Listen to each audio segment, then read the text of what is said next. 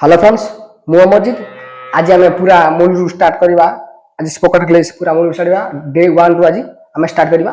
आम फास्ट प्रथम इंग्लिश शिखा आम कौन शिखा आज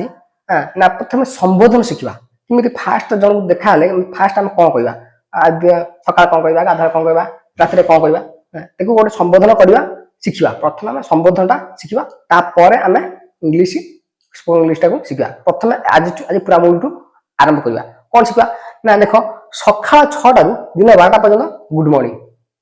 सका 6 दिन 12टा पर्यटन कौन कहते गुड मॉर्निंग दिन 12 संध्या 5टा पर्यटन गुड आफ्टरनून आ संध्या 5टा राति 12टा पर्यटन कौन कहते ना गुड इवनिंग आ राति 12टा पर कौन कहते गुड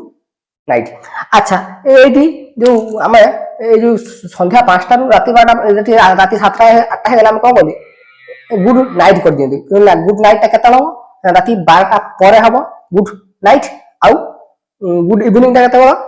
गुड इवनिंग संध्या 5 रु राति 12टा पर्यंत राति 12टा पर्यंत